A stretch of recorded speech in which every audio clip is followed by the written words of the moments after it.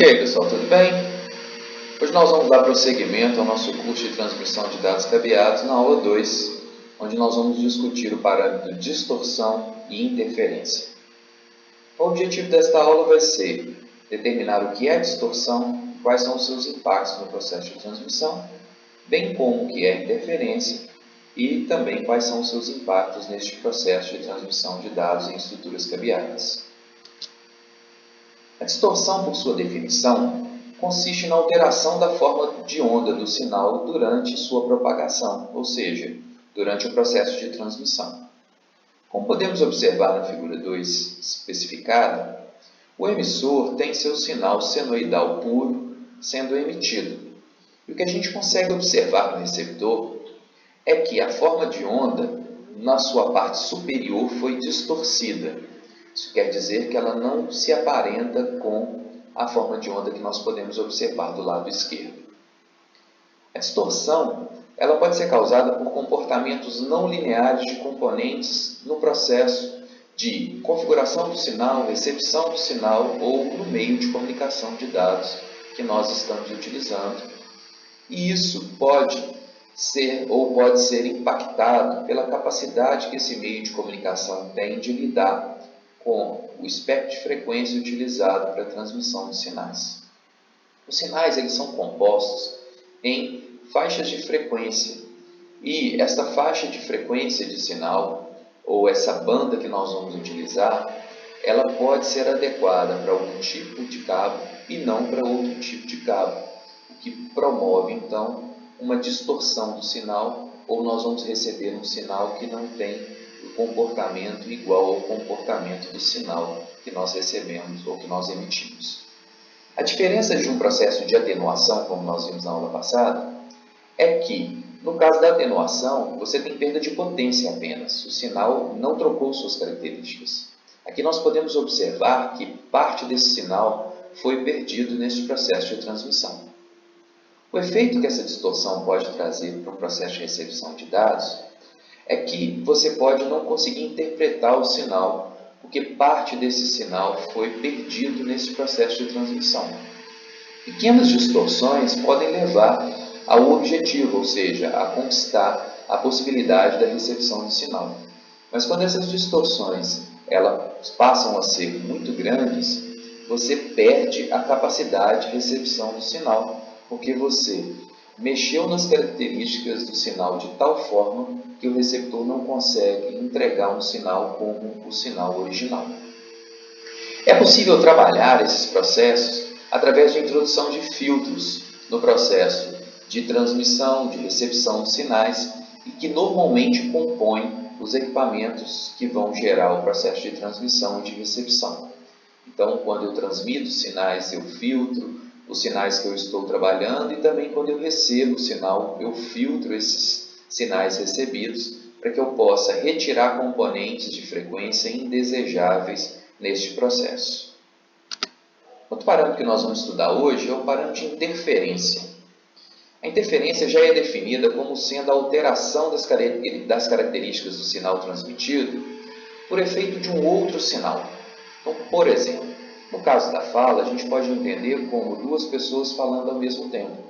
O que eu escuto é uma distorção de duas falas. Eu posso conseguir entender as duas, no caso de um processo de transmissão e recepção, mas uma estrutura pode prejudicar a outra, dependendo da intensidade que essa interferência tem sobre o sinal. Se a intensidade que a interferência tem sobre o sinal é pequena, eu também tenho a capacidade de receber o sinal. Mas se ela for muito grande, eu não vou conseguir receber o sinal, que é o meu objetivo principal. As formas mais comuns são as formas de adição de sinais ao processo transmitido.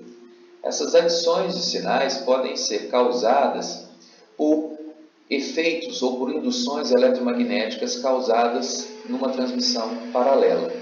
Então, por exemplo, em cabo par trançado utilizado na telefonia fixa, é muito comum você ter várias ligações simultâneas na mesma estrutura cabeada, sendo que eu tenho vários pares que atendem usuários diferentes.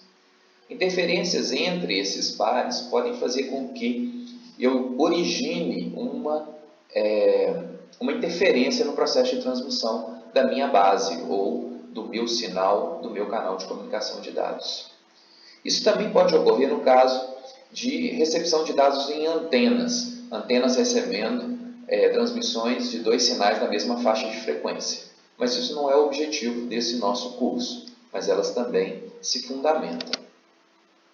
Os efeitos da interferência na estrutura do sinal, ele tem a ver com isolamento do meio de transmissão, no caso de meios guiados.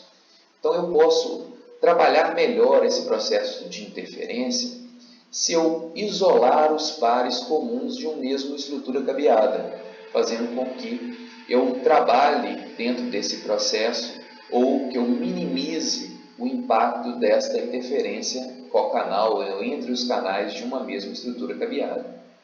Eu também posso trabalhar processos de blindagem, ou seja, eu posso trabalhar cabos que tenham estruturas ou malhas de aterramento para evitar as induções eletromagnéticas que são causadas por outros princípios de comunicação. Eu também posso trabalhar filtragem desses dados. Então, normalmente as frequências vão ser um pouco diferentes e eu posso trabalhar a retirada apenas da informação que eu tenho como objetivo dentro daquela largura de banda ou daquela faixa de frequência que eu quero trabalhar e, consequentemente, extrair com uma qualidade melhor o sinal que eu pretendo estabelecer nesse princípio de comunicação. E eu posso trabalhar também com técnicas de cancelamento, ou seja, eu posso criar sinais que tenham frequências semelhantes, contrárias, e, consequentemente, bloquear esse processo de entendimento. Alguns exemplos disso são utilizados em carros ou veículos de luxo, onde o barulho causado pelo motor, pelas informações do próprio carro, são gerados cancelamentos pelos aparelhos de som, de tal forma que a pessoa dentro do carro não escute barulho nenhum, esteja ali dentro num conforto perfeito, sem entender os barulhos que são gerados pelo próprio automóvel. Exemplos de fontes de interferências eletromagnéticas podem ser constituídas através do funcionamento de motores elétricos. Então, os motores eles funcionam baseado em campos eletromagnéticos. Então, o funcionamento desses motores pode causar induções eletromagnéticas nos processos de transmissão de dados.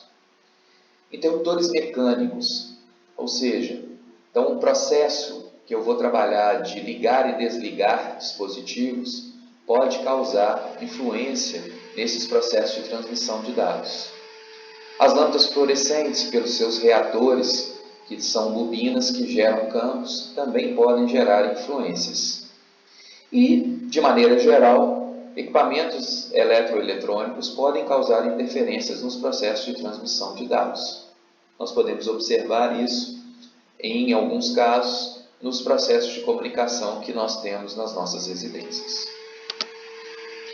Uma outra possibilidade de interferência que nós já tínhamos falado, que deve ser levada em consideração, é quando nós temos pares entrelaçados de um mesmo meio de comunicação de dados, quando acontece, por exemplo, uma comunicação de par trançado. Então, essa transmissão paralela influencia essa transmissão cocanal e pode influenciar no processo de transmissão dos bits ou da estrutura de byte que é transmitida em cada par desse processo de transmissão.